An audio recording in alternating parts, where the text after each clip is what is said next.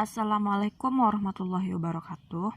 Hai semuanya, kembali lagi bersama saya Tufahati Septianada dengan NIM 1816030010 yang akan sedikit menjelaskan beberapa pertanyaan tentang mengapa sih harus e-business. Video ini merupakan tugas dari mata kuliah e-business dengan dosen pengampu Bapak Riyandi Mardika Adif SE. Berikut beberapa pertanyaannya. Untuk menjawab pertanyaan pertama, ada 4 cara berbeda untuk meningkatkan nilai pelanggan. Yang pertama yaitu memahami pelanggan. Karena hal ini melibatkan karakteristik lingkungan dan struktural yang menentukan perilaku mereka. Yang kedua, temukan peluang. Ini melibatkan apakah kebutuhan dan keinginan di pasar terpenuhi, sehingga perusahaan memiliki kemampuan untuk memenuhinya. Yang ketiga yaitu selalu berinovasi. Yang keempat yaitu diferensiasi nyata. Hal ini merupakan hal penting untuk memiliki eksploitasi pembeda yang unik terhadap suatu produk, sehingga perusahaan atau organisasi mengetahui bagaimana dan apa yang dilakukan pesaing, sehingga pelanggan merasakan dalam hal value yang lebih tinggi. Ada 2 poin untuk menciptakan customer value. Yang pertama yaitu membangun nilai, yaitu berarti berbicara tentang persepsi dan tujuan utama perusahaan, yaitu menarik pelanggan baru. Yang kedua yaitu menghasilkan kepuasan, berarti berbicara tentang harapan dan tujuan, yaitu mempertahankan pelanggan yang sudah ada. Selanjutnya yaitu untuk jawaban nomor 2. Terdapat beberapa poin untuk jawaban nomor 2. Yang pertama yaitu memanfaatkan teknologi. Hal ini memberikan kontribusi yang signifikan dalam hal proses produksi dan operasional bisnis. Yang kedua yaitu produk yang unik. Dengan adanya inovasi tersebut memiliki daya saing yang tinggi, sehingga bisa bertahan di tengah persaingan. Yang ketiga, yaitu meningkatkan pelayanan. Dengan memberikan pelayanan khusus pada konsumen, maka akan membuat konsumen tetap setia dan loyal dengan produk kita, sehingga akan memberikan kesan tersendiri bagi customer. Selanjutnya, yaitu meningkatkan skill sumber daya manusia. Hal ini penting karena dengan memasuki pasar dan menciptakan suatu produk, maka dibutuhkan tenaga kerja yang kompeten dengan kreativitas yang tinggi, sehingga pelaku usaha perlu melakukan pengupgradean skill, pengupgradean pengetahuan, serta pengupgradean karyawan.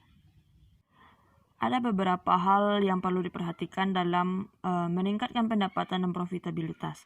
Yang pertama yaitu dengan cara meningkatkan harga barang yang dijual. Yang kedua, melakukan analisa untuk mengetahui margin laba kotor.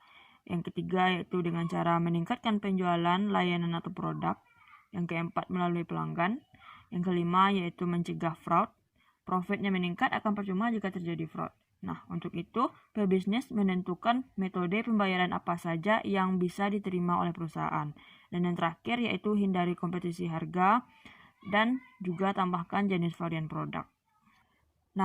Untuk jawaban nomor 4, terdapat 5 strategi kompetensi dalam bersaing dalam strategi keunggulan kompetitif. Yang pertama yaitu strategi kepemimpinan biaya atau cost leadership strategy. Maksudnya ialah menjadi produsen rendah biaya dalam menghasilkan barang dan jasa. Yang kedua yaitu strategi diferensiasi atau bisa juga disebut dengan differentiation strategy. Maksudnya ialah mengimbangkan cara-cara untuk membedakan produk dan layanan dari para pesaing. Yang ketiga yaitu strategi inovasi atau innovation strategy. Maksudnya ialah menemukan cara baru dalam melakukan bisnis. Yang keempat, strategi pertumbuhan atau growth strategy. Maksudnya ialah secara signifikan memperluas kapasitas perusahaan untuk menghasilkan barang dan jasa atau ekspansi ke pasar global. Dan yang terakhir yaitu strategi aliansi atau alliance strategy. Maksudnya yaitu membentuk suatu hubungan bisnis baru atau aliansi dengan pelanggan, pemasok, pesaing, konsultan, dan perusahaan lain atau melakukan perjanjian distribusi antara pelaku usaha dengan mitra dagangnya. Selanjutnya untuk jawaban nomor 5, ada beberapa strategi yang dapat dipertimbangkan untuk meningkatkan layanan customer service bagi suatu bisnis. Yang pertama yaitu membuat strategi multi-channel. Yang kedua, tanggapi kebutuhan pelanggan dengan sopan dan segera. Yang ketiga, meminta maaf dan berikan tawaran kompensasi jika diperlukan. Yang keempat, jangan pernah menghapus komplain yang ditulis pelanggan. Yang kelima, gunakan empati dan komunikasi yang baik. Dan yang terakhir yaitu catat dan petakan setiap keluhan. Nah, untuk soal selanjutnya yaitu how can we improve our intra-organizational performance? Untuk jawabannya, bagi seorang manajer, komunikasi antar pribadi yang terjalin harmonis merupakan kebutuhan penting.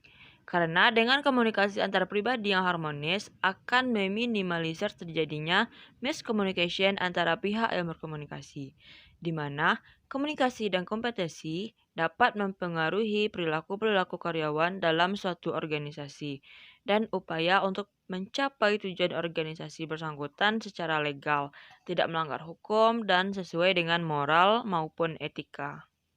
How can it help us translate corporate vision into reality? Okay, I think vision and mission statement help align organizational research appropriately to achieve a successful future by providing a focal point that everyone is working toward a single goal. So, the mission is a form of the stages that will be passed to be able to achieve a vision itself. Jadi maksudnya adalah pernyataan visi dan misi membantu menyelaraskan sumber daya organisasi dengan tepat untuk mencapai masa depan yang sukses, yaitu dengan memberikan titik fokus bahwa setiap orang bekerja untuk satu tujuan. Sehingga misi merupakan sebuah bentuk dari tahapan yang akan dilalui untuk dapat mencapai sebuah visi itu sendiri. Selanjutnya, terdapat 5 hal utama yang harus diketahui dalam analisis pasar. Nah, yang pertama yaitu gambaran struktur produk pasar. Maksudnya yaitu bagaimana sih cara mengidentifikasi kumpulan produk-produk yang dapat disajikan untuk memuaskan kebutuhan mendasar.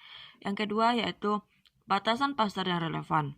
Maksudnya, batasan kelompok pesaing yang dianggap paling relevan yang dapat ditetapkan seperti antar merek atau sesama pemasar yang memenuhi kebutuhan pangsa pasar yang sama. Yang ketiga yaitu analisis permintaan industri, yaitu mempelajari siapa, mengapa, dan bagaimana para konsumen atau pelanggan membeli jenis produk yang dipasarkan. Yang keempat yaitu analisis permintaan terhadap merek, yaitu pemahaman bagaimana sih para pembeli membuat pilihan antar merek atau penjual pada pasar yang relevan.